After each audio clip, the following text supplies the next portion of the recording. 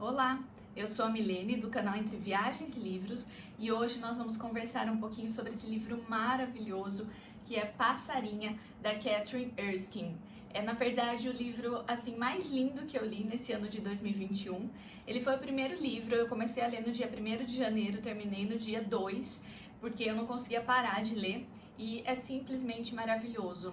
Já de cara eu recomendo a leitura para todo mundo, porque é um livro que com certeza vai te fazer refletir muito e vai te fazer crescer também. Nesse livro, a autora, Catherine, ela tentou entrelaçar a violência que acontece muitas vezes nos Estados Unidos em algumas escolas com o sentimento da comunidade e das famílias que passam por isso e também com a situação de algumas crianças com necessidades especiais. Então aqui nós temos como protagonista a Caitlin, que é uma criança portadora da síndrome de Asperger.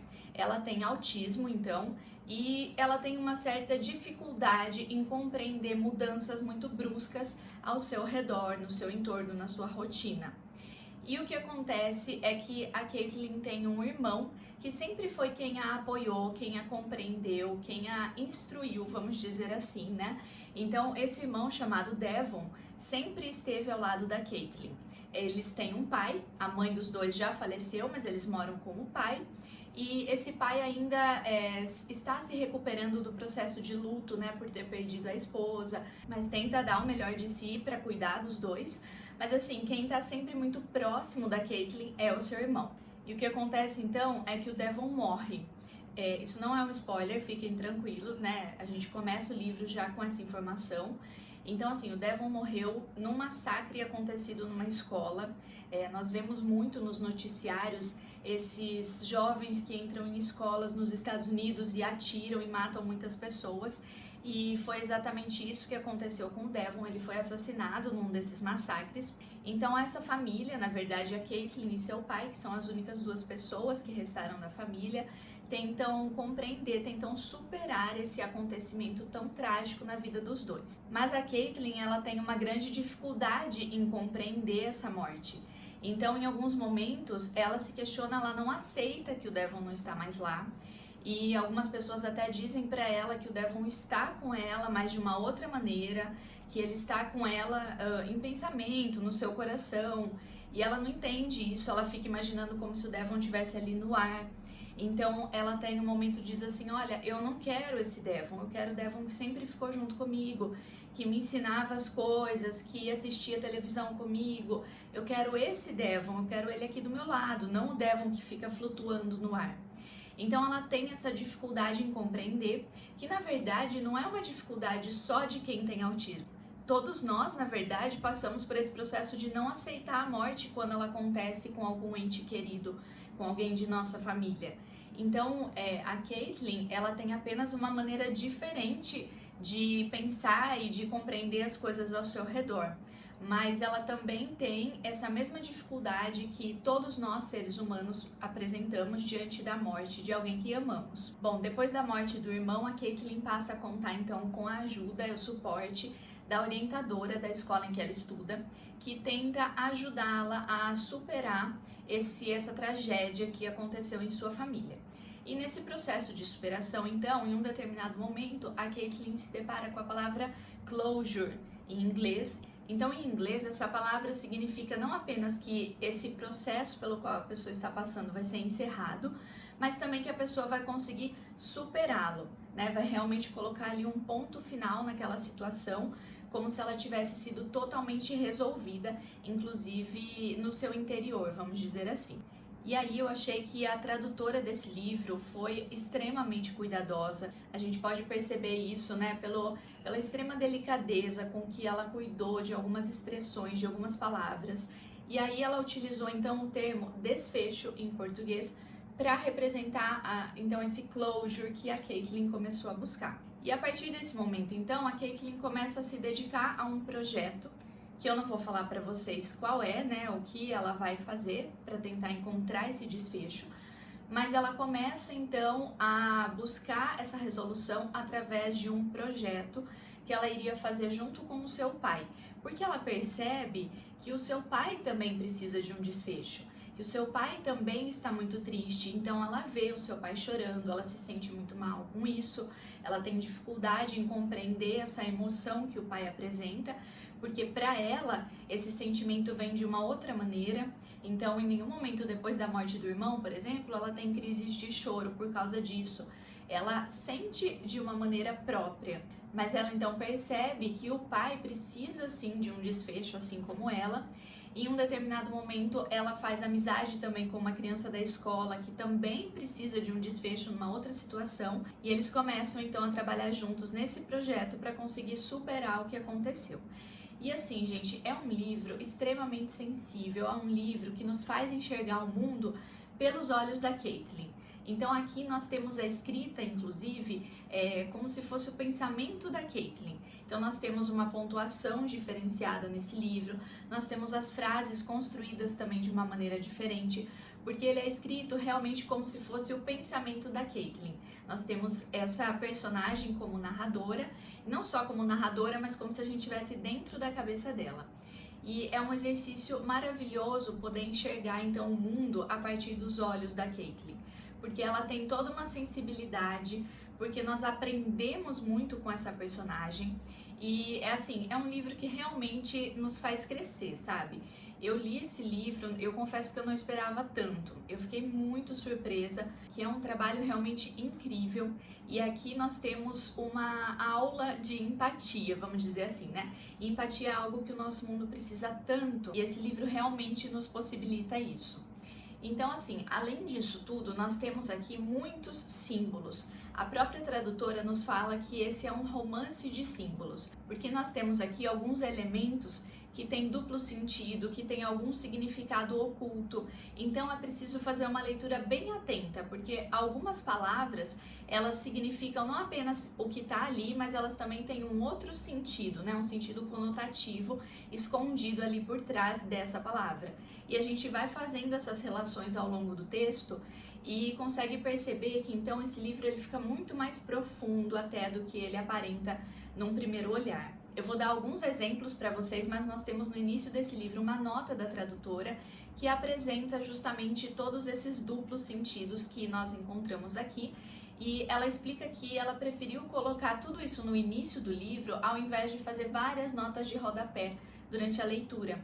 Então é bom que você leia sim essa nota inicial, leia com bastante atenção e durante o livro faça esse exercício de tentar pensar nesses significados ocultos. Nós temos aqui então algumas expressões que a Caitlin utiliza para representar situações do seu dia a dia, e uma delas é o dia em que a nossa vida desmoronou, que é justamente o dia em que o irmão foi assassinado.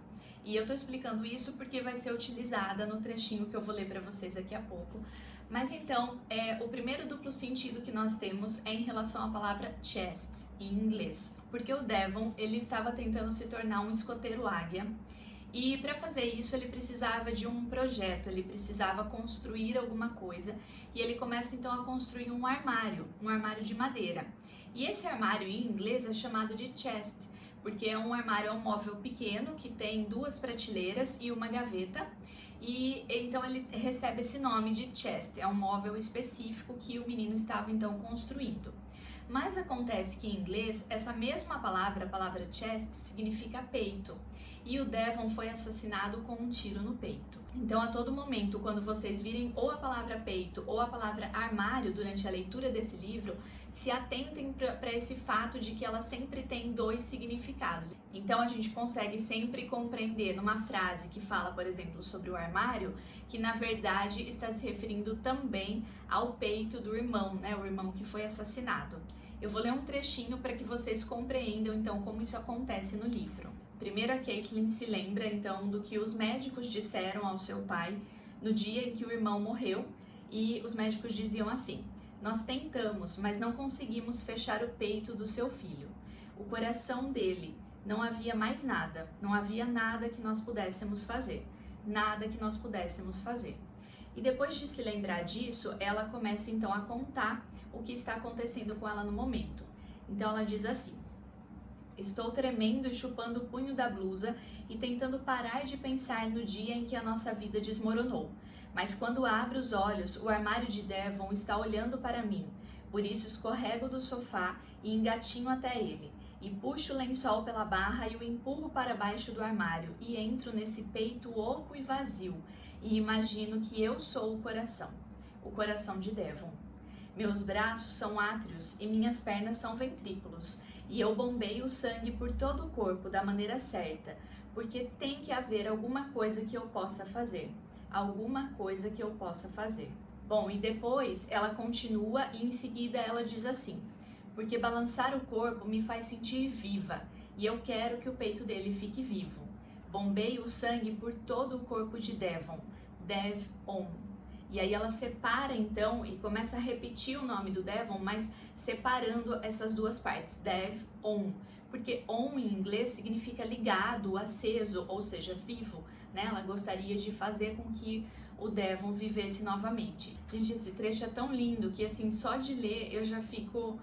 Nossa, é muito triste, sabe? É muito triste mesmo, e ela dizendo, né, que ela gostaria de ser o coração do irmão. É um livro maravilhoso, gente, vocês não têm ideia, leiam esse livro, porque é lindo demais, é muito sensível, é realmente uma experiência, sabe? Uma experiência de leitura da qual tenho certeza que você não vai se esquecer. Bom, mas continuando então, nós temos também outros símbolos presentes aqui. Então, além da palavrinha chest, nós temos também a palavra scout, que significa escoteiro. Então, essa palavra é usada porque o Devon quer ser um escoteiro e a todo momento essa palavra aparece. Mas scout também é o apelido que o Devon deu para Caitlin, porque os dois gostavam muito do filme To Kill a Mockingbird, que em português foi traduzido como O Sol é para Todos. Nós temos o livro e temos o filme, e esses dois irmãos eram apaixonados pelo filme, e nesse livro, ou nesse filme, nós temos uma personagem que se chama Scout. O Devon via muitas semelhanças entre a sua irmã, Caitlin, e essa personagem, e justamente por isso que ele deu esse apelido para sua irmã. Então, em alguns momentos do livro, nós vemos a palavra Scout aparecendo como sendo o apelido da menina, mas a gente tem que se lembrar que ela também se refere ao irmão escoteiro, e vice-versa, né? Em alguns momentos aparece se referindo ao Devon, mas a gente precisa lembrar que Scout é também a Caitlin. E isso nos mostra que a personalidade desses dois irmãos está profundamente ligada, ela é praticamente entrelaçada, né? É quase que impossível de separar a personalidade da Caitlin com a do seu irmão Devon, porque os dois estavam realmente sempre juntos, sempre unidos. E eu vou ler um trecho também que exemplifica essa mistura da personalidade dos dois. Fico olhando para o nome Scout que Devon gravou e pensando se ainda posso ser Scout agora que a pessoa que me chamava de Scout morreu. Bom, aqui a gente vê então claramente como ela fica em dúvida se ela pode continuar sendo ela mesma, sendo a Scout, agora que o seu irmão, que era quem lhe dava esse nome, esse apelido, está morto. Então, assim, os dois sempre muito unidos e a personalidade deles se mesclando a todo momento. Esse é mais um significado duplo que nós temos aí nesse livro, e aparecem outros também, como o próprio nome do livro, que é Passarinha, e que vem justamente do filme que eles tanto gostavam, To Kill a Mockingbird, que é matar um passarinho, mas em português ele foi traduzido como O Sol é para Todos, né? Mas a Caitlin recebe justamente então esse nome de Passarinha devido a esse filme. E nós temos também diversas expressões que a Caitlin utiliza para representar tudo aquilo que acontece com ela no dia a dia. Então, por exemplo, ela chama de fazer bicho de pelúcia aquele momento em que você não tá com o olho fixo em nada. Sabe quando a gente olha assim pro nada e o nosso olho fica até embaçado, a nossa visão fica embaçada? Ela chama de fazer bicho de pelúcia. Quando ela precisa compreender alguma coisa, ela diz que ela precisa captar o sentido, com letra maiúscula. Quando ela começa a se sentir mal, que a gente costuma falar, na verdade, que nós estamos com frio no estômago, sabe essa sensação de que você está nervoso, ansioso? Ela não compreende isso muito bem, mas ela sabe que ela sempre sente isso no momento do recreio da escola. Por quê? Porque nesse momento tinha muitas crianças ali espalhadas pelo pátio, correndo, fazendo barulho, então são algumas coisas que a incomodavam muito, né? Toda aquela gritaria, aquele barulho. Além disso, também havia algumas crianças em sua escola que tiravam sarro da Caitlin, isso acontecia principalmente no momento do recreio.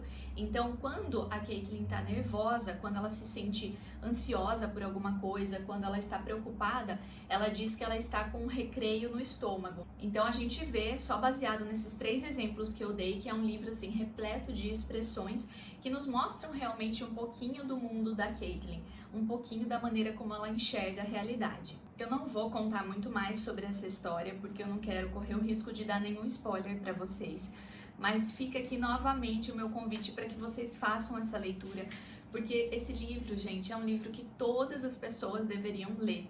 É um livro essencial para o mundo que nós estamos vivendo, e eu vou encerrar esse vídeo então com as palavras da própria autora, que coloca pra gente no final do livro uma pequena reflexão sobre o que ela se propôs a fazer aqui. Antes de começar então a ler esse trechinho, é importante salientar que essa autora morava na Virgínia, nos Estados Unidos, e que houve então lá nessa região um massacre numa universidade no ano de 2007, e foi a partir desse massacre que ela resolveu escrever esse livro. E a esse propósito, então, ela nos diz assim: como pôde algo assim acontecer e por quê? O que poderíamos ter feito, se é que alguma coisa, para evitá-lo? Quem pode saber? Mas de uma coisa estou certa: se todos compreendêssemos melhor uns aos outros, poderíamos fazer um grande avanço para deter a escalada da violência. Todos desejamos ser ouvidos e compreendidos. Alguns de nós se expressam melhor do que outros. Alguns de nós têm problemas sérios e que precisam ser abordados, não ignorados, custe o que custar. Economizar o dinheiro da sociedade é uma farsa se o preço dessa economia é em vidas humanas. E continuando então, a autora também nos diz assim: espero que, vendo o mundo pelos seus olhos, os olhos da Caitlin, os leitores possam compreender comportamentos aparentemente bizarros. E espero que os leitores sintam que, vendo o mundo pelos olhos de alguém e realmente compreendendo aquela pessoa, muitos mal-entendidos e problemas podem ser evitados. Mal-entendidos e problemas estes que também podem levar a uma frustração crescente e às vezes até a violência. Então nós temos aqui realmente uma lição de empatia, como eu já falei antes. Nós temos aqui um exemplo de como compreender o outro, de como nos colocar no lugar do outro, não só da Caitlin, mas de seu pai, do amigo que a Caitlin vai fazer na escola, também de um outro menino que estudava na escola, que aparentemente era aquele que fazia bullying com todo mundo, mas que também tinha algumas situações familiares que o levavam a esse comportamento. Então, assim, aqui nós realmente temos a oportunidade de nos colocar no lugar do outro, de compreender o que o outro está passando. Eu espero que vocês tenham gostado desse vídeo, espero realmente que vocês façam essa leitura e deixem aqui nos comentários se vocês já leram, se vocês gostaram, o que vocês sentiram. Vamos conversar um pouquinho sobre essa obra tão maravilhosa, tão incrível, que me fez começar o ano de 2021 com uma pontinha de esperança de que o nosso mundo pode ser melhor se nós fizermos esse esforço de tentar compreender o outro, de tentar compreender aqueles que estão ao nosso redor. Então é isso, muito obrigada por terem assistido o vídeo, não esqueçam de curtir, de compartilhar com seus amigos e até o próximo!